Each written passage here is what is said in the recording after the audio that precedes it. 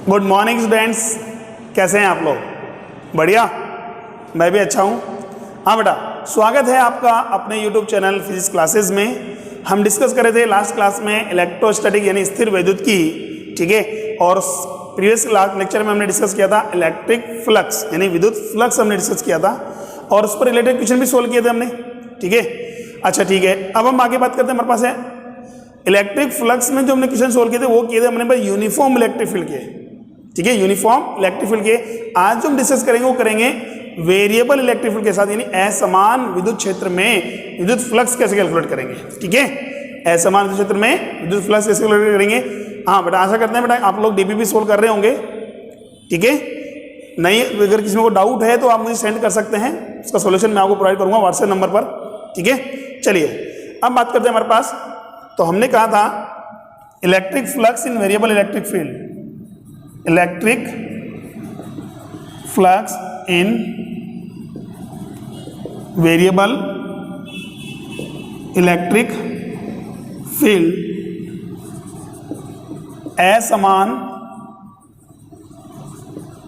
विद्युत क्षेत्र में विद्युत फ्लक्स।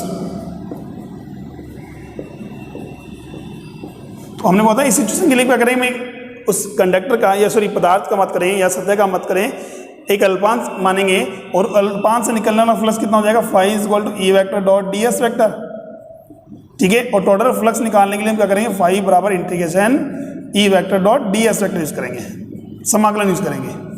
क्लियर है? चलिए इसका यूज देखते हैं हमारे पास कहाँ है। एग्जाम्पल के लिए सपोज करो मेरे पास क्या है, इसका एग्जाम्पल लिया फर्स्ट टाइप का, देखिए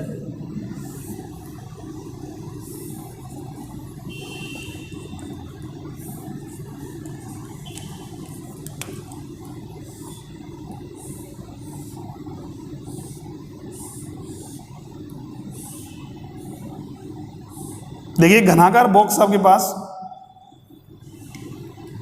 जिसे एक्स वाई जेड में चित्रानुसार रखा गया है, ठीक है। और इस पॉइंट के कोऑर्डिनेट की बात करें, यहां से डिस्टेंस दे रखी बेटा उसकी, ये डिस्टेंस दे रखी बेटा ए, और ये साइड भी कितनी दे रखी बेटा इसकी ए। इस घन की भुजा भी ए है, इसके मूल बिंदु से दूरी भी कितनी बेटा ए है, ठीक है। इसको मान लिया मैंने A B C D E F G H, clear हुआ। और इसे रखा गया है एक विद्युत क्षेत्र में जिसका मान जो है एक्स के अनुदिश चेंज हो रहा है, यह बदल रहा है। कितना है, E is equal to A root of X या 20 root of X into 10 to the power -2 newton पर कूलम आई कैप, ठीक है। ऐसा कुछ दिया है। तो पूछा गया है आपसे कि घनाकार बॉक्स से निकलने वाला फ्लक्स, घनाकार बॉक्स से निर्गत फ्लक्स क्या होगा, ठीक है। बस में गई। तो जैसा कि हम जानते हैं सर, इस टाइप का क्वेश्चन हमने ऑलरेडी पहले भी किया था, और वो किसके लिए किया था, यूनिफॉर्म इलेक्ट्रिक फील्ड के लिए। तो इसमें जो सतह हमारे पास होगी डी सी एच ई, इसके लिए एरिया वेक्टर ये होगा, फ्लक्स पास नहीं होगा। A B G F area vector ये होगा, फ्लक्स पास नहीं होगा। ऐसे इसके लिए अपोजिट जो सामने आ रही है ए डी ई एफ, इसके लिए भी एरिया वेक्टर बाहर होगा, फ्लक्स पास नहीं होगा। Region electric flux electric field ये है, एरिया वेक्टर ये है। कितने डिग्री बन रहे हैं, 90 डिग्री। कितना है, 90 डिग्री, ठीक है। ऐसे इसके अपोजिट वाला भी होगा, कौन सा, बी जी एच सी, उससे भी फ्लक्स पास नहीं होगा। केवल दो ही सतह ऐसी हैं हमारे पास है, एक तो कौन सी है, ए बी सी डी, इसके लिए एरिया वेक्टर ये है। एक हमारे पास है ई एफ जी एच, इसके लिए एरिया वेक्टर ये है। यहां देखिए इलेक्ट्रिक फील्ड किधर है, अंदर की ओर है, एरिया वेक्टर पीछे की ओर जा रहा है हमारे पास है। इसका मतलब थीटा कितने डिग्री होगा, 180 डिग्री। यहां होगा 180 डिग्री। ये इलेक्ट्रिक फील्ड, ये एरिया वेक्टर है। तो फर्स्ट हम बात करते हैं किसके लिए, A B C D first के लिए। फाई 1 इक्वल टू कितना हो जाएगा, E into A into cos theta. तो ई का तो वैल्यू कितना होगा, 20 इंटू कौन सी सर्फेस पर रखा हुआ है, कहां पर, एक्स इक्वल टू ए पर रखा हुआ है। कहां पर रखा हुआ बेटा, एक्स इक्वल टू ए पर रखा हुआ है। इसका मतलब 20 root of A into 10 to the power -2। अब बात आ रही किसकी, क्षेत्रफल। इसकी क्या है, वर्ग, क्या है, और वर्ग का क्षेत्रफल कितना था बेटा, भुजा स्क्वायर। क्या था बेटा, भुजा स्क्वायर। कितना हो जाएगा ए स्क्वायर, कोस कितने डिग्री, कोस सर 180 डिग्री, कितना बेटा 180 डिग्री। सोल्व कीजिए 20 a square root of a 10 to power -2 -1 newton metre square per coulomb. ठीक है, ऐसी बात करें कौन से प्रश्न के लिए, ई एफ जी एच की बात करें, ई एफ जी एच। अब देखो ये प्रश्न तो हमारे पास होगा, इससे फ्लक्स पास होगा, बिल्कुल से पास होगा। ये एरिया वेक्टर है, ये इलेक्ट्रिक फ्लक्स है, सॉरी इलेक्ट्रिक फील्ड है, दोनों सेम डायरेक्शन में। थीटा कितना मानेंगे हम 0 डिग्री, फाई टू बराबर कितना हो जाएगा E into A into cos theta. तो ये कितना हो गया 20 रूट ऑफ ए नहीं होगा। अब देखिए इस पृष्ठ की मूल बिंदु दूरी कितनी है, ए प्लस ए कितनी हुई 2a, कितनी हो गई 2a into 10 to power -2 A square, क्षेत्रफल वही है, ये भी वर्ग है, ये भी वर्ग था हमारे पास, इंटू कॉस कितने डिग्री 0 डिग्री, कितना डिग्री बेटा 0 डिग्री। कॉस 0 का वैल्यू 1 हो जाएगा हमारे पास, कितना हो जाएगा 20a square root 2a into 10 to power -2 newton metre square प्रति कूलम। ठीक है, अब क्या करेंगे, सोल्व कीजिए। नेट फ्लक्स कितना आना चाहिए 5 2 -5 1, तो क्या करेंगे इसमें से सब्ट्रैक्ट कर दो, कुछ कॉमन आ रहा है क्या सर, आ रहा है, कितना आ रहा है सर, सारा ही कॉमन आ रहा है। 20a square root a into 10 to की पावर 2 -2 रूट 2 -1 रूट 2 -1, ये आ रहा है मेरे पास न्यूटन मीटर स्क्वायर प्रति कूलम। इतना परिणामी फ्लक्स क्या होगा, बाहर निकलेगा। तो इस टाइप से कर सकते हैं कब, जब इलेक्ट्रिक फील्ड क्या हो, वेरिएबल हो। देखो यहाँ इलेक्ट्रिक फील्ड कुछ और है, यहाँ इलेक्ट्रिक फील्ड कुछ और है। ठीक है, कर सकते हैं। अगर मान लीजिए इलेक्ट्रिक फील्ड क्या होता है, कांस्टेंट होता, यूनिफॉर्म होता, तो क्या होता है मेरे पास, अगर इलेक्ट्रिक फील्ड सर कांस्टेंट होता है या यूनिफॉर्म होता है तो हमारे पास है रिजल्टेंट फ्लक्स कितना होता, 0 होता। कितना होता बेटा 0। जितना इलेक्ट्रिक फील्ड हमारे पास ये इलेक्ट्रिक फ्लक्स एंटर करता है उतना ही इलेक्ट्रिक फ्लक्स क्या होता है, बाहर निकलता। रिजल्टेंट कितना होता 0। क्लियर यहाँ तक, फटाफट स्क्रीनशॉट लीजिए बेटा इसका।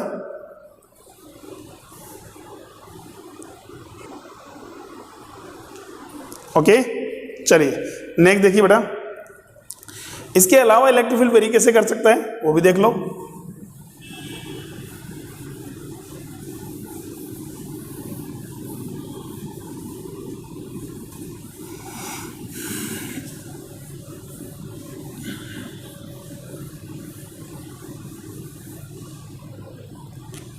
हाँ बेटा, मान लीजिए कोई पॉइंट चार्ज हमारे पास है क्यू, क्वेश्चन मान लीजिए कोई क्वेश्चन के फॉर्म में करते हैं हम, कोई पॉइंट चार्ज क्यू है, इस पॉइंट चार्ज क्यू से कितनी डिस्टेंस पर बेटा x डिस्टेंस पर एक कैपिटल R रेडियस की चकती रखी हुई है।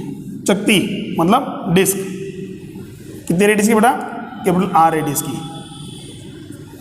दोबारा फिर बोल रहा हूँ, वहां से एक पॉइंट चार्ज है, बिंदु आवेश क्यू है, इस बिंदु आवेश क्यू से कितनी दूरी पर, x दूरी पर कैपिटल R त्रिज्या की एक वर्ताकार चकती रखी हुई है। इस चकती से निकलने वाला फ्लक्स ज्ञात कीजिए, इस चकती से निकलने वाला फ्लक्स ज्ञात कीजिए। भाई पॉइंट चार्ज मेरे पास है, इलेक्ट्रिक फील्ड लाइन निकालेगा, इसमें से कितनी इलेक्ट्रिक फील्ड लाइंस होंगी जो इससे लंबवत पास होंगी, ऐसे पास होंगी, वो कितनी इलेक्ट्रिक फील्ड लाइन, परपेंडिकुलर निकलनी चाहिए, इंक्लाइन में नहीं, परपेंडिकुलर निकलनी चाहिए। कितनी इलेक्ट्रिक फील्ड लाइंस जो लंबवत इससे बाहर निकलेंगी। ठीक है, अब वो देखिए यहाँ बात करें इसके सब जगह इस चकती के लिए सभी बिंदु पर देखा जाए इलेक्ट्रिक फील्ड का वैल्यू बराबर होगी क्या, नहीं सर, ये दूरी कुछ और होगी, ये कुछ और होगी, ये कुछ और होगी, ये कुछ और होगी, सब जगह अलग अलग होगी, यही है। तो इसीलिए इसको क्या बोलते हैं, परिवर्तनशील विद्युत क्षेत्र कहते हैं, या असमान विद्युत क्षेत्र कहेंगे हम। क्लियर। अब देखिए यहाँ से इलेक्ट्रिक फील्ड निकालने के लिए क्या करेंगे हम, तो इस पॉइंट ओ को सेंटर मानते हुए स्मॉल r रेडियस और dr विड्थ की एक रिंग मानेंगे हम, चकती नहीं रिंग मानेंगे। ये ले, इसकी रेडियस कितनी बेटा r है और विड्थ कितनी बेटा इसकी dr है। ठीक है, इसका एरिया वेक्टर क्या होगा सर, इसके परपेंडिकुलर हो गया dA वेक्टर। अच्छा यहाँ पर इलेक्ट्रिक फील्ड क्या होगा सर, इसका इलेक्ट्रिक फील्ड होगा इस डायरेक्शन में E वेक्टर। क्या दोनों सेम डायरेक्शन में क्या, नहीं सर सेम डायरेक्शन में तो नहीं है। तो हमें क्या करना है, अगर इलेक्ट्रिक फील्ड दे रखा हो, एरिया वेक्टर दे रखा हो, इनके पीछे एंगल दे रखा हो, तो फाई बराबर कितना था, E vector dot dA vector, E dA cos theta. Clear. चलिए तो देखिए हमारे पास ये डिस्टेंस कितनी बेटा r दे रखी है, हमारे पास कितनी रखी है, r दे रखी है। नाउ अब बात कीजिए, तो अल्पांश का क्षेत्रफल कितना होगा बेटा, पहले पता करें अल्पांश का क्षेत्रफल। जैसे बेटा ऑलरेडी हम पहले भी डिस्कस कर चुके हैं, अगर आर त्रिज्या व डी आर विड्थ की, आर त्रिज्या व डी आर चौड़ाई की अगर पट्टी का बने या रिंग मानते हैं, वलय मानते हैं, उसका क्षेत्रफल कितना हो जाएगा, तो ये हो जाएगा D A is equal to 2πr D R. देखिए इस रिंग को अगर यहाँ से पकड़ करके तोड़ दिया जाए तो स्ट्रेट बना लूँ तो मेरे पास ये आकृति बनेगी सीधी आयत, और ये क्या होगी इसकी परिधि 2πr, और ये क्या होगी इसकी चौड़ाई कितनी D R, 2πr into D R. Clear, चलिए तो ये हो जाएगा E D A equal to 2πr D R. समझ की बात, ये हो गया क्षेत्रफल। अब इस पॉइंट पर इलेक्ट्रिक फील्ड कितना होगा, इस पॉइंट पर जो इलेक्ट्रिक फील्ड होगा अल्पांश पर विद्युत क्षेत्र, अल्पांश पर विद्युत क्षेत्र कितना होगा। देखिए विद्युत क्षेत्र में बात करें किसी बिंदु आवेश के कारण विद्युत क्षेत्र का फॉर्मूला क्या था, K Q by R square, K Q by R square. R क्या होती है, आवेश की, आवेश से बिंदु की दूरी, ठीक है। तो आवेश से इस बिंदु की दूरी कितनी होगी, ये root of X square plus R square, यही करेंगे हम। चलिए तो यहां मान लिया हमारे पास है कितना हो जाएगा, E vector is equal to कितना हो जाएगा, K Q by R square R cap, R square by R cap. परिमाण निकालना हो तो परिमाण हो जाएगा सर के क्यू अपॉन में आर स्क्वायर प्लस, सॉरी इसको मैंने मान लिया आर डैश, ये आर डैश था, ठीक है। ये हो जाएगा R square plus x square, ये तो आर स्क्वायर, ये एक्स स्क्वायर का कितना हो जाएगा आर डैश का स्क्वायर। क्लियर, चलिए ये तो मैग्नीट्यूड आ गया। अब इससे फ्लक्स है, देखिए मुझे पता है कि एरिया वेक्टर और इलेक्ट्रिक फील्ड में कितने डिग्री कोण बन रहा है, थीटा डिग्री कोण बन रहा है। तो अल्पांश से निर्गत फ्लक्स, इस अल्पांश के प्रत्येक बिंदु पर विद्युत क्षेत्र बराबर होगा, हाँ से बिल्कुल बराबर होगा। अरे भाई ये आवेश चार्ज मेरे पास है, यहाँ से दूरी कितनी है बेटा, एक्स है, इससे बराबर दूरी पर क्या बनाएंगे, क्या मान लेंगे, वर्ताकार वलय बनेगी। भाई इस चार्ज से देखा जाए तो यहाँ से आर त्रिज्या का क्या बने, वर्त बना दें, तो उस वर्त के प्रत्येक बिंदु की इससे दूरी तो क्या होगी, बराबर होगी। तो बराबर होगी इसका मतलब इसके हर बिंदु पर विद्युत क्षेत्र क्या होगा, बराबर होगा। इसलिए हम बात कर रहे हैं डी फाई बराबर ई vector dot D A vector. इसको मैं ई डी ए को से लिख सकता हूँ क्या, हाँ से लिख सकते हैं हम। ई का वैल्यू कितना बेटा, के क्यू अपॉन में are square plus x square into 2π r d r into cos theta, क्या हो जाएगा कोस थीटा। अब देखिए ये थीटा मेरे पास है, ये थीटा है तो ये भी थीटा हुआ, ये भी थीटा हुआ। कोस थीटा क्या होता है, आधार बटे कर्ण, आधार बटे कर्ण। तो यानी कि हो जाएगा कोस थीटा की वैल्यू हो जाएगी आधार बटे कर्ण, आधार तो कितना है एक्स बटे में आर डैश, और आर डैश ऑलरेडी है, ये कितना है अंडर रूट में, यहाँ कितना है नॉर्मल, तो एक पावर तो ये आधी पावर ये, चाहो तो इसको वैसे लिखते हम k q 2π r d r into x upon में are square plus x square की पावर 3/2, कितने की पावर 3/2। क्लियर यहाँ तक। अब इसको सोल्व कीजिए, टोटल निकालने के लिए करेंगे इसका हम समाकलन करेंगे, क्या करेंगे, समाकलन करेंगे। तो देखिए यहां से फाई इज इक्वल टू, जो कांस्टेंट है बाहर आ जाएगा। देखिए के कांस्टेंट है, क्यू भी कांस्टेंट, 2π भी कांस्टेंट है, एक्स भी। अरे भाई आवेश का प्रश्न कहीं भी ले लो आप, इससे चार्ज की पट्टिका से लंबा दूरी क्या रहेगी, एक्स तो फिक्स रहेगी। तो यहां बात करें हमारे पास phi is equal to k h d is q h d is 2π x भी h d is integration r d r upon में are square plus x square की पावर 3/2। ठीक है, अब मुझे समाकलन करना है किस सापेक्ष, आर के सापेक्ष। लिमिट होगी 0 to capital R, 0 to capital R. कर सकते हैं हम। चलिए यहाँ से मान लीजिए, माना कि क्या मान लिया हमने, माना R square plus x square, क्या मानते हैं बेटा हम, टी मान लें, कोई भी वेरिएबल मान लो, एक टी मान लिया हमने। अवकलन कीजिए बेटा इसका, तो आर स्क्वायर तो हो गया 2r dr, और x तो कांस्टेंट है, इस कांस्टेंट का अवकलन कितना हो जाएगा बेटा 0 इज इक्वल टू dt। तो r dr देखिए ये गिवन है, हमें r dr is equal to कितना होगा dt बाई 2, ये वैल्यू पुट कीजिए। फाई इज इक्वल टू कितना हो जाएगा k q 2π x dt by 2 integration, अच्छा ठीक, इस पूरी से क्या मानूंगा, टी, टी माना है ना, टी की पावर कितनी होगी, 3/2। ठीक, अब देखिए टी की पावर 3/2 ऊपर ले जाएंगे तो कितना हो, टी की पावर -3/2, समाकलन करने पर टी की पावर -3/2 + 1 -3/2 + 1 यही आएगा। अरे भाई टी की पावर n का समाकलन अगर हम करते हैं टी के सापेक्ष कितना होता है, टी की पावर n+1/n+1, घात में एक ज़्यादा और बढ़ी हुई घात कहाँ पर आएगी, भाग में। ऐसे हमारे पास ये है, तो -3/2 + 1 -3/2 + 1 ये क्या हो गया बेटा, 1 - 1.5, 1 - 1.5 माइनस आधा, माइनस के आधा, ठीक है, तो यानी टी की पावर -आधा बटे -आधा, तो दो तो कहाँ जाएगा ऊपर, माइनस का 2 ऊपर आ गया, और आधे पावर का मतलब अंडरूट में, पर वो भी किस में, इनवर्स में, 1/√t, -2/√t कितना हो, -2/√t। देखिए यहाँ से ये वैल्यू मैं यहाँ पुट कर रहा हूँ, फाई बराबर KQ2πx/2 माइनस का 2 बटे में √t। अब t की जगह चाहे तो हम डायरेक्ट वैल्यू पुट कर सकते हैं, x² + r², कहाँ से कहाँ तक, 0 से लेकर के R तक। देखिए 2 से 2 कैंसिल आउट हो गया। अब बताओ नेगेटिव को बाहर निकालें या लिमिट चेंज कर दें, सर तो लिमिट चेंज करेंगे, तो यहाँ क्या किया हमने, लिमिट को क्या कर दिया, इंटरचेंज कर दिया, बदल दिया, 0 की जगह r आ जाएगा, r की जगह 0 आ जाएगा।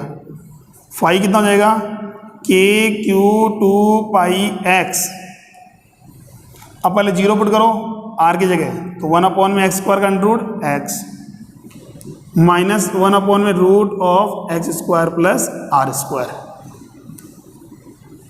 यही हुआ। क्लियर है यहाँ तक, कह सकते हैं हम, ठीक है। तो 1/x माइनस 1/√x² - r²। अच्छा ठीक है, क्या मैं इसको ऐसे पूछ सकता हूँ क्या, phi is equal to KQ2π 1 - x/√r² + x², ये ध्यान देना बेटा, कैपिटल R रेडियस का मतलब ये लास्ट पॉइंट यहाँ पर आएगा, यही तो है √r², कैपिटल R² + x²। तो क्या मैं इस पूरे को कैपिटल मान सकता हूँ, कितना डी मान सकता हूँ, थीटा डेस मान लूँ, कितना मान लिया, थीटा डेस। तो क्या ये आधार बटे में कर्ण आया नहीं आया, इसका मतलब क्या मैं इसको ऐसे बोल सकता हूँ, phi is equal to KQ2π 1 - cos theta naught, ये लो कितना आ जाएगा, KQ2π, यहाँ लिख देता हूँ मैं, KQ2π हमारे पास जाएगा 1 - cos थीटा नॉट, ये लो, ठीक है, cos theta not, cos theta not पूरा कोण है हमारे पास है, पूरी पट्टिका द्वारा किनारे से कहाँ पर बनने वाला, बिंदु आवेश पर बनने वाला कोण है। क्लियर है यहाँ तक, ठीक है। चलिए जिसे हम बात करते हैं कितना आएगा, देखो ध्यान से देख लो इसको। अगर मान लो अगर आपके पास डेरिवेशन याद नहीं है, देखो वैसे डेरिवेशन पूछ नहीं जाएगी आपको कभी, फॉर्मूला याद होना चाहिए आपको, तो ये फॉर्मूला याद रहना चाहिए। जैसे एग्जांपल अगर मैं बताऊँ, क्वेश्चन हमारे पास आता है, क्या क्वेश्चन आता है, तो पहले इसका फटाफट स्क्रीनशॉट लीजिए, फटाफट स्क्रीनशॉट लीजिए बेटा।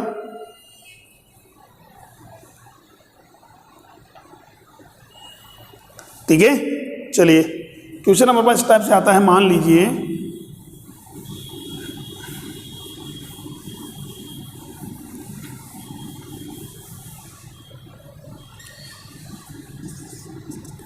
एक पॉइंट चार्ज है Q, उससे कितनी दूरी पर बेटा, R दूरी पर एक वर्ताकार चक्ति रखी है जिसकी त्रिज्या भी कितनी है, R है,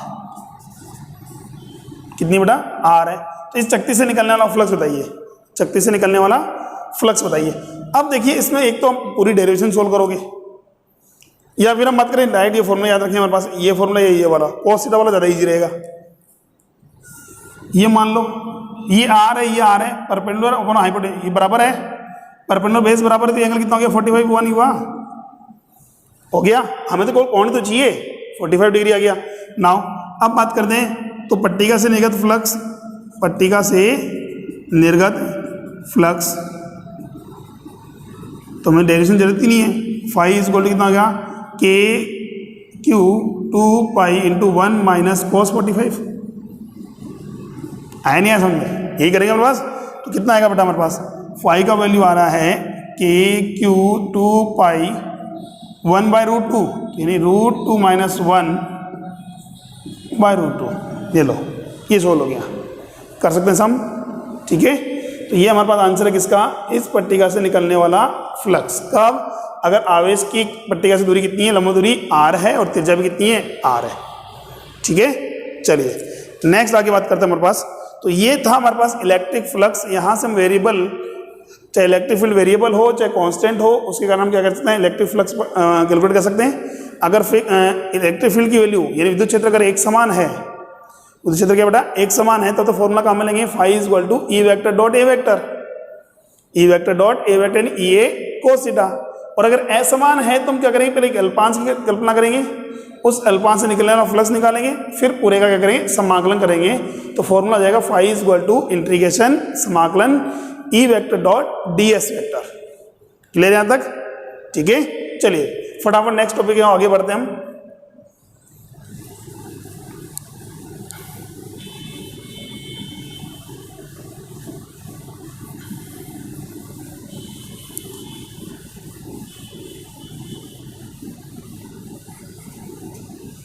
देखिए बेटा नेक्स्ट टॉपिक है बेटा आपका गॉस लॉ, मतलब गाउस का नियम।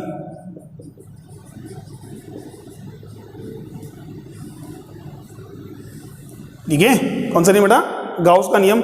बहुत ही इंपॉर्टेंट है बेटा गाउस का नियम, न्यूमेरिकल के लिए भी हेल्प करेगा बेटा, और आपकी कंपटीशन में और बोर्ड एग्जाम में बहुत ज़्यादा यूज होएगा। ठीक है, ये अगर ये गाउस का नियम समझ आएगा, इसके अनुप्रयोग भी हमारे पास है, तो अनुप्रयोग की हेल्प से क्या करेंगे, या गाउस के नियम की हेल्प से क्या करेंगे, कुछ बड़े क्वेश्चन को सोल्व करने में बहुत आसानी होगी हमें। देखिए तो पहले हम पता करते हैं गाउस का नियम है क्या। तो देखो सबसे बड़ी बात हम बात करते हैं, ये हमेशा लागू होता है, यह केवल बंद पृष्ठ पर लागू होता है। किस पर, बंद पृष्ठ पर। किस पर लागू होता है बेटा, बंद पृष्ठ पर लागू होता है। यह केवल किस पर, बंद पृष्ठ पर ही लागू होता है। ठीक है, खुले पृष्ठ पर ही काम नहीं करेगा। और क्या कहता है ये नियम क्या कहता है, इसके अनुसार किसी भी बंद पृष्ठ से निकलने वाला परिणामी फ्लक्स, किसी बंद पृष्ठ से निकलने वाला परिणामी फ्लक्स, बंद पृष्ठ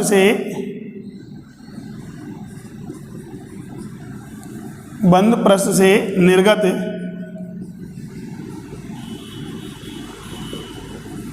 परिणामी फ्लक्स उस बंद पृष्ठ से परिबद्ध कुल आवेश,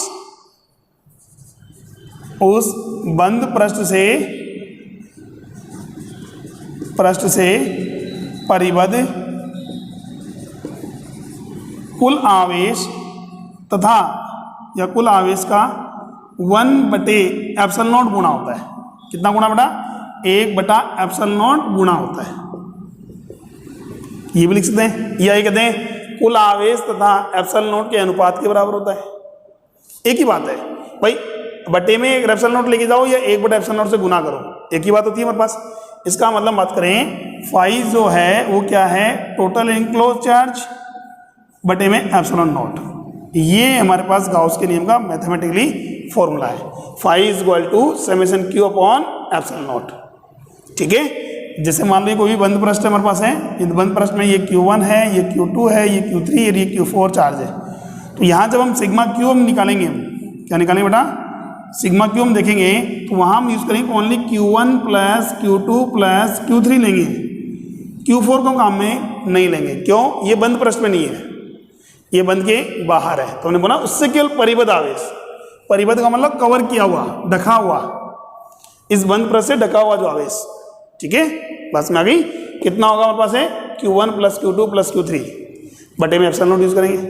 अच्छा, बीजगणितीय योग क्या देखना बेटा, ये योग कौन सा होगा, बीजगणितीय योग। क्यों, अदिश आवेश जो है कौन सी राशि है, अदिश राशि है। कौन सी राशि बेटा, अदिश राशि है। क्लियर यहाँ तक। तो आवेश हमारे पास अदिश राशि, इसलिए समेशन क्यू काम में क्या लेंगे हम, q1 plus q2 plus q3। ठीक है, चलिए अब आगे देखिए, phi is equal to sigma Q upon में ε0, ये आ रहा है। अब देखिए हम बात करें, कई बार होता है कि गाउस के नियम की उत्पत्ति कीजिए, प्रूफ कीजिए इसको। बट एक्चुअल में देखा जाए तो लो जो होता है, लो का कोई प्रूफ नहीं होता। ठीक है, लो का कोई प्रूफ नहीं होता। इसको प्रूफ कर नहीं सकते हैं, बट इसको हम सिंपली अगर नॉर्मली बता सकते हैं कि हाँ भाई ये phi equal to summation Q upon epsilon naught होता है, बट इसका प्रूफ हम नहीं कर सकते। ठीक है, चलिए तो नॉर्मल बात देखिए, हमने कहा ना ये चाहे कैसे भी काम करे, चाहे बंद पृष्ठ की आकृति कुछ भी, उससे कोई इफेक्ट नहीं पड़ता। हमने कहा केवल पृष्ठ कैसा होना चाहिए, बंद होना चाहिए। ठीक है, पृष्ठ कैसा होना चाहिए, बंद पृष्ठ होना चाहिए। तो उस बंद पृष्ठ से निकलने वाला कुल जो परिणामी फ्लक्स है वो क्या होगा, उस बंद पृष्ठ से परिबद्ध कुल आवेश तथा 1/ε0 के अनुपात के या 1/ε0 के गुणा के बराबर होता है। ठीक है, चलिए जैसे एग्जांपल हम बात करें, प्रूफ हम देखते हैं क्या करेंगे। प्रूफ देखिए, उत्पत्ति देखिए। मान लीजिए एक गोला हम यूज करते हैं, क्या लेते हैं बेटा, एक गोला ले रहे हैं हम, चाहे गोला है कुछ ही मान लो, कैपिटल R त्रिज्या का गोला है बेटा, इसके केंद्र पर कितना आवेश रखा गया है, +q आवेश रखा गया है। कैपिटल R त्रिज्या का एक गोला है, इसके केंद्र पर क्या रखा गया है, +k बिंदु q आवेश रखा गया है। ठीक है, इस +q आवेश के कारण मुझे क्या निकालना है, इसका फ्लक्स निकालना है। तो गाउस के नियम से तो कितना आना चाहिए बेटा, गाउस के नियम से बात करें तो गाउस के नियम से तो क्या आना चाहिए, phi equal to summation Q upon में एप्सिलॉन नॉट, यानी कि q बटे एप्सिलॉन नॉट, ये आना चाहिए। किसके नियम से, गाउस के नियम से तो इतना आना चाहिए। अब हमें प्रूव करना कि वाकई में इतना फ्लक्स जो है वो निकलने वाला फ्लक्स इतना आ रहा है या नहीं आ रहा है। तो हमने क्या किया, इसके पृष्ठ पर एक अल्पांश मान लिया। क्या मान लिया बेटा, अल्पांश क्षेत्रफल। बिंदु P पर एक अल्पांश क्षेत्रफल कितना मान लिया, ds मान लिया। क्या मान लिया, ये उसका क्षेत्रफल सदिश हो गया। तो याद रहे किसी गोले के लिए क्षेत्रफल सदिश जो होता है हमेशा सतह के लंबवत किधर की ओर, बाहर की ओर, तो उसको मैं त्रिज्यीय दिशा में बाहर बोल सकता हूँ। अरे भाई क्षेत्रफल सदिश क्या बोला था हमने, पृष्ठ के लंबवत किधर की ओर होता है, बाहर की ओर होता है। तो क्या इसको मैं त्रिज्यीय दिशा में बोल सकता हूँ, त्रिज्या के लिए, अरे त्रिज्या स्पर्शरेखा पर लंब होती है, और इस +q चार्ज के कारण विद्युत क्षेत्र भी बाहर की ओर होगा। यही है, विद्युत क्षेत्र और ds दोनों एक ही दिशा में। थीटा कितना मानेंगे बेटा हम यहाँ, 0 डिग्री। क्लियर, तो पहले पता करो बिंदु P पर विद्युत क्षेत्र का मान कितना है, बिंदु P पर विद्युत क्षेत्र कितना होगा, बिंदु P पर विद्युत क्षेत्र होगा sir E vector is equal to KQ upon में R², और डायरेक्शन क्या होगी, R के बाहर की ओर। ये चलिए अब देखिए हमारे पास है, इसको समीकरण 1 मान लिया, तो इस अल्पांश से निकलने वाला फ्लक्स कितना होगा,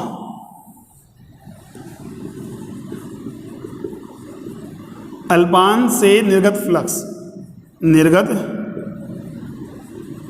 फ्लक्स d फाई बराबर E vector dot ds vector, E vector dot ds vector, यानी कि KQ, या इसको मैं ऐसे लिख दूँ EDS cos theta. But theta तो कितने डिग्री बेटे, यहाँ दोनों ही दिशा में, थीटा कितना है, 0 डिग्री। तो केवल E का परिमाण इंटू ds, E का परिमाण लेना केवल, KQ by R² into ds, ये हो गया d फाई का वैल्यू। अच्छा ये तो अल्पांश हुआ, इस अल्पांश से निकलने वाला फ्लक्स मुझे तो किससे निकालना, पूरे गोले से निकालना है ना। तो संपूर्ण गोले के लिए क्या करेंगे हम, संपूर्ण गोले के लिए हम क्या करेंगे, संपूर्ण गोले के लिए क्या करेंगे, समाकलन कर देंगे। क्या करेंगे, समाकलन, वो भी कौन सा, बंद समाकलन। क्या करेंगे, बंद। सर बंद समाकलन क्यों, क्योंकि ये पृष्ठ कौन सी आकृति का है, बंद आकृति का है। कौन सी आकृति का है, बंद आकृति का, KQ by R² into ds। अब मुझे बताओ क्या क्या कांस्टेंट है, क्या K कांस्टेंट है, हाँ सर K कांस्टेंट है, बाहर आ जाएगा। Q सर फिक्स है, चाहे कहीं भी चले जाओ आप पृष्ठ पर, पृष्ठ की आवेश से दूरी क्या होगी, बराबर होगी, ये R है, ये भी R होगी, ये भी R होगी, ये भी R होगी, ये भी R होगी, सबकी R होगी। तो यहाँ से बात करें KQ बाई R² कांस्टेंट है, इंटीग्रेशन ऑफ ds, अल्पांश का क्षेत्रफल ds है, पूरे गोले का क्षेत्रफल कितना हो जाएगा, 4πr²। कितना होता है, 4πr²। ध्यान से देखना बेटा, k की जगह क्या काम में लिया मैंने, 1/4πε0 q अपॉन में R² इंटू 4πr²। देखिए 4π से 4π, R² से R², क्या बचा है बेटा मेरे पास, मेरे पास बच रहा है बेटा phi equal to q upon ε0। और यही हमें क्या करना था बेटा, प्रूफ करना था। समीकरण 1 से बात करें, समीकरण 1 और 2 की बात कर लें, तो समीकरण इसको 3 मान लो, तो समीकरण 1 और 3 की बात करें हमारे पास है तो ये कह सकते हैं गाउस का नियम हमेशा बंद पृष्ठ पर लागू होता है और बंद पृष्ठ से निकलने वाला परिणामी जो फ्लक्स होगा वो बंद पृष्ठ से परिवर्तित कुल आवेश तथा 1/ε0 के गुणनफल के बराबर होगा, या बंद पृष्ठ से परिवर्तित कुल आवेश तथा निर्वात की विद्युतशीलता के अनुपात के बराबर होगा। क्लियर यहां तक? ठीक है, फटाफट नोट कीजिए बेटा इसको, फिर आगे बात करते हैं।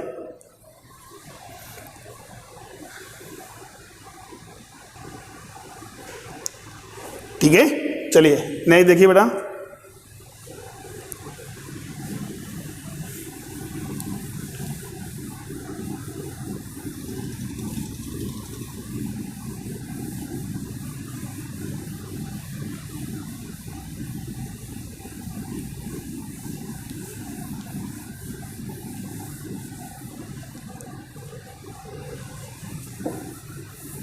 जैसे इसके ऊपर एग्जांपल हम देखते हैं बेटा।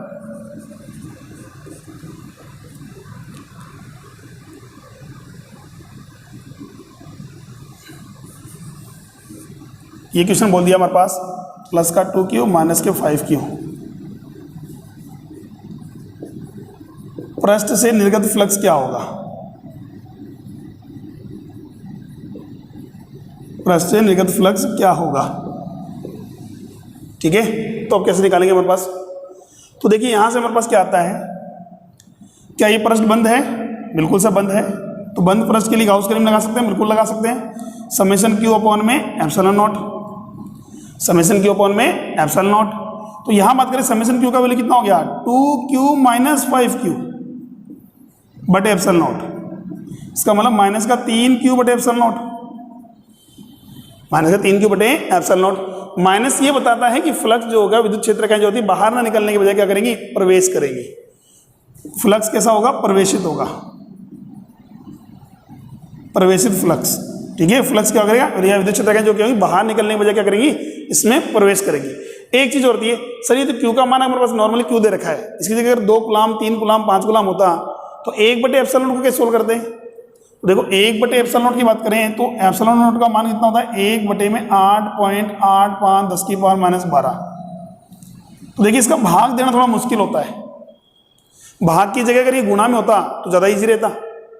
तो देखिए इसको ज़्यादा इजी है हमारे पास गुणा में लिख लो। कैसे लिख लें? सर मुझे पता है 1/4 पाई एप्सिलॉन नॉट की वैल्यू होती है 9 गुणा 10 की पावर 9। अरे होता नहीं होता के का मान, तो मुझे तो 1/ε नॉट ही चाहिए ना। तो 1/ε नॉट क्या लिख सकते हैं? 9 गुणा 4 पाई 36 पाई गुणा 10 की पावर 9। भाई इसको सोल्व करना ज़्यादा इजी है या इसको सोल्व करना ज़्यादा इजी है?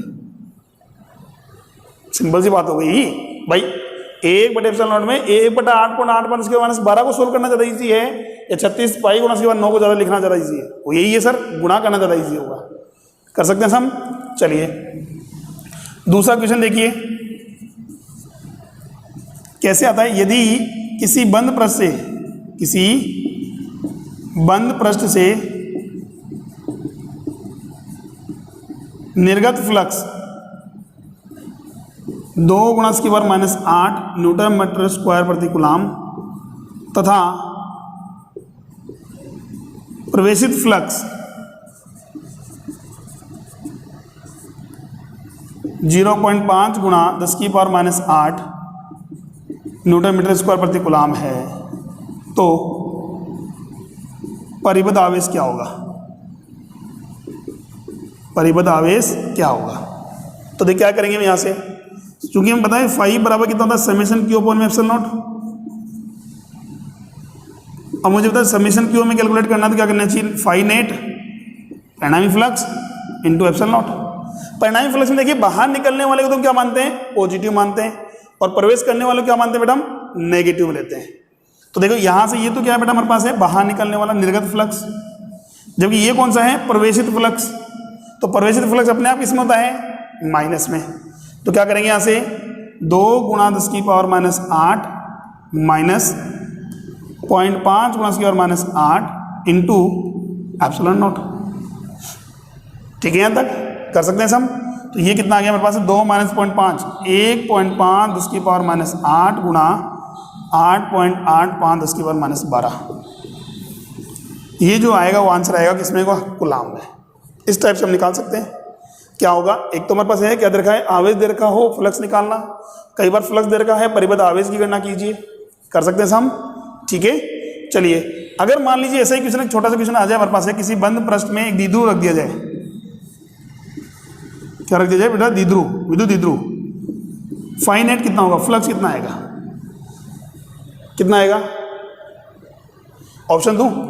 पहला ऑप्शन है 2q/ε0, 2q/ε0। बी है हमारे पास है q/ε0, सी है हमारे पास 0, डी है नन ऑफ दीज।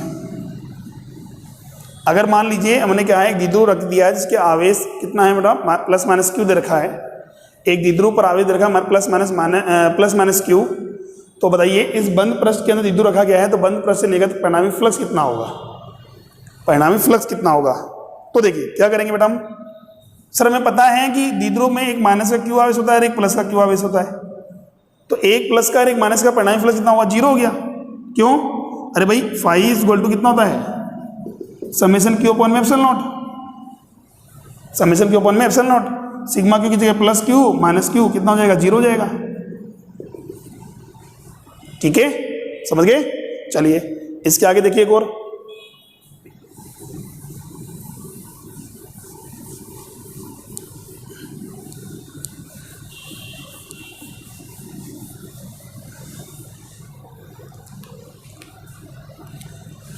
क्वेश्चन हमारे पास क्या बन रहा है,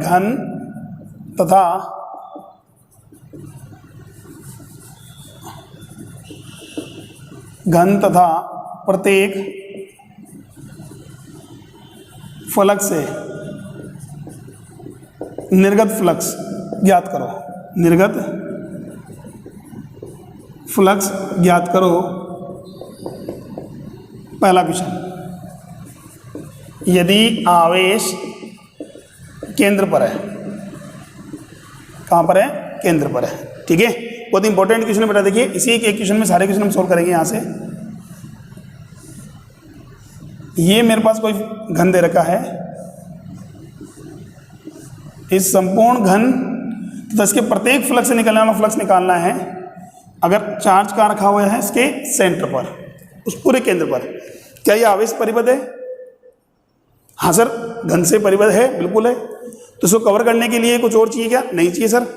तो संपूर्ण घन से निकलने वाला फ्लक्स कितना हो जाएगा, घन से तो बात करें तो घन से निर्गत फ्लक्स कितना हो जाएगा, phi is equal to q/ε0।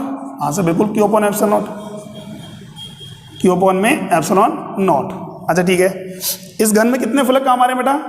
Sir 6 के 6 फलक काम आ रहे हैं। घन में कितने फलक काम आ रहे हैं? 6 के 6 फलक से फ्लक्स निकल रहे हैं। और तो अगर केंद्र पर रखा है तो एक समान रूप से निकलेगा। प्रत्येक फलक से कितना निकलेगा? तो प्रत्येक फलक से जो होगा वो होगा q/6ε0, q/6ε0। क्लियर है यहाँ तक? अच्छा ठीक है, इसी क्वेश्चन को थोड़ा हम चेंज कर दें। यदि आवेश एक फलक के केंद्र पर हो, कहां पर? एक फलक के केंद्र पर हो। जैसे एग्जांपल लें हम,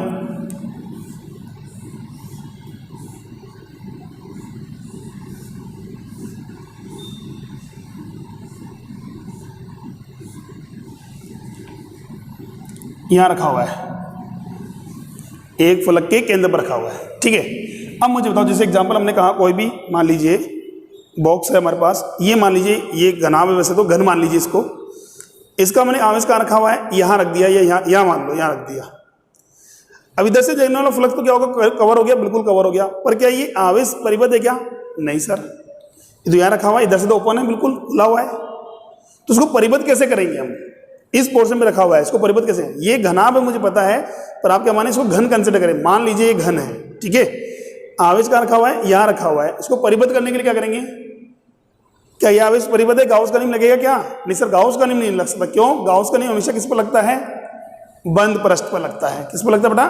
बंद पृष्ठ पर लगता है। तो इसको बंद पृष्ठ करने के लिए या आवेश को परिबद्ध करने के लिए इसी के जैसा एक घन बराबर में रख दो, यही हुआ। तो यहां से बात की, इसी के जैसा बराबर में क्या किया मैंने, ये घन बना दिया।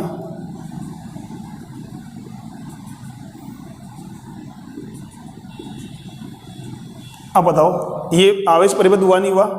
हाँ सर परिबद्ध हो गया। अब तो परिबद्ध हो गया तो इसका मतलब यहां संपूर्ण आकृति की बात करें, संपूर्ण आकृति उसके कारण परिबद्ध है, तो संपूर्ण आकृति से निकलने वाला फ्लक्स तो कितना होगा sir? Q upon epsilon not, Q बटे में एप्सिलॉन नॉट। क्या हमारा आंसर आ गया? नहीं आया सर, हमें निकालना है एक घन से कितना निकलेगा, एक घन से निकलना चाहिए। तो इसमें कितने घन काम आ रहे हैं सर? 2 घन काम आ रहे हैं। कितने आ रहे हैं? अरे भाई पूरी आकृति बात करें तो कितना है? Q अपॉन एप्सिलॉन नॉट, और A इसमें कितने घन है? 2 घन काम आ रहे हैं। दोनों से बराबर निकल रहा है? हाँ सर बराबर निकल रहा है। क्यों? बिल्कुल बीच में, दोनों घनों से बराबर निकल रहा है सर, बिल्कुल ठीक है। तो एक घन से कितना हो जाएगा? एक घन से कितना कर दो? Q बटा 2 एप्सिलॉन नॉट। कितना कर देंगे बेटा? Q बटे 2 एप्सिलॉन नॉट। क्लियर है यहां तक? अच्छा ठीक है, उसमें भी क्या बोला हमारे पास है? एक फलक से कितना होगा? एक फलक से। तो देखो अगर ऐसा क्वेश्चन आता है तो बच्चों के माइंड में या आपके माइंड में क्या चलता है बेटा? हमारे पास है, आप लोग सोचते हो कि इसमें कितने फलक हैं? 6 फलक हैं, 6 से भाग दे दो, Q बटे में कितना आ जाएगा? 12 एप्सिलॉन नॉट आ जाएगा। गलत हो जाएगा, क्वेश्चन गलत हो जाएगा बेटा आपका। 6 फलक काम नहीं आ रहे इसमें। जैसा कि मैं इसमें बात कर रहा था, आवेश अगर मेरे पास यहां रखा हुआ है, अब मुझे तो यहां से आवेश रखेगा, इधर जाएगा, इधर जाएगा, विद्युत क्षेत्र का निकालेगा, पर ऐसी कोई विद्युत क्षेत्र का ही होगी जो इसी पृष्ठ से अंदर गुजरेगी? नहीं। तो इतने जिससे भी जितनी बल रेखाएं होंगी वो सब क्या होंगी? इसके समांतर होंगी, इस फलक से नहीं गुजरेंगी। किधर कितनी बल रेखाएं निकाल ले, पर ये बल रेखाएं जो होंगी इस फलक को कभी प्रतिच्छेद नहीं करेंगी। यहां रखा हुआ तो इस फलक को नहीं करेंगी, यहां रखा हुआ तो इस फलक को नहीं करेंगी। मतलब आवेश जितने पृष्ठ से कनेक्ट होगा, आवेश जो है जितने पृष्ठ से जुड़ा हुआ है उतने पृष्ठ से निकलने वाला फ्लक्स कितना होगा? 0 होगा। ये ध्यान रखना, नहीं आया समझ में? आवेश जो है जिस पृष्ठ पर रखा हुआ है तो जितने पृष्ठ से जुड़ा हुआ है, अभी यहां तो एक ही पृष्ठ हमारे पास एक से जुड़ा हुआ है, तो जितने पृष्ठ से जुड़ा हुआ है उतने पृष्ठ हमारे पास फ्लक्स में काम नहीं आएंगे, या उनसे निकलने वाला फ्लक्स कितना होगा? 0 होगा। क्या होगा? 0 होगा। समझ आ गई बात? ठीक है, कितना होगा? 0 होगा। बाकी बच्चे से निकलेगा, बाकी बच्चे वैसे बराबर निकलेगा, पर उस पृष्ठ से नहीं गुजरेगा जिस पृष्ठ से आवेश जुड़ा हुआ है। अब देखो कितने पृष्ठ जुड़ा हुआ है सर? एक ही पृष्ठ जुड़ा हुआ है। पूरे अगर घर में देखें तो एक इसका और एक इसका, दोनों को मिलाकर के 2 से जुड़ा हुआ है। बाकी कितने पृष्ठ बच गए? 10। पूरे आकृति बात कर रहा हूं तो कितने बच गए? 10 बच गए। तो पूरी आकृति में किसका भाग दे दो? 10 का भाग दे दो। तो एक फलक का कितना आना चाहिए? Q बटे में 10 एप्सिलॉन नॉट। ऐसा नहीं करते हो, एक घन की बात कर ले, एक घन में कितना निकल रहा है? Q बटे में 2 एप्सिलॉन नॉट। कितने फलक काम आएंगे? 5। एक से तो जुड़ा हुआ है ना, वो तो काम करेगा नहीं। बाकी बच गए कितने? 5 बच गए। 5 का भाग दे दो तो भी कितना आएगा? Q बटे 10। ये ध्यान रखना बेटा, जितने पृष्ठ से जुड़ा हुआ है वो पृष्ठ काम नहीं करेंगे। चलिए दूसरा देखिए, यदि कहां पर रखा हुआ है? यदि आवेश एक कोर पर रखा हुआ है, भुजा पर रखा हुआ है, कोर या भुजा पर हो, जैसे ये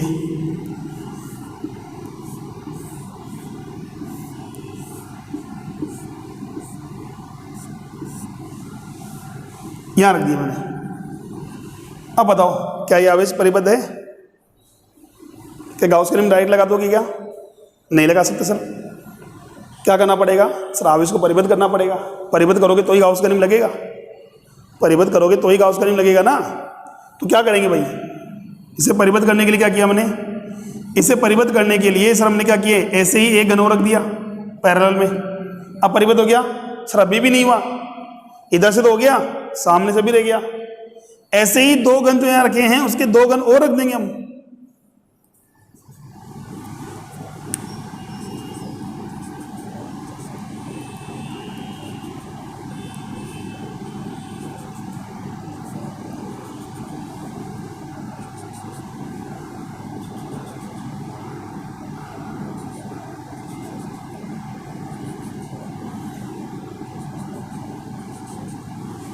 इस टाइप से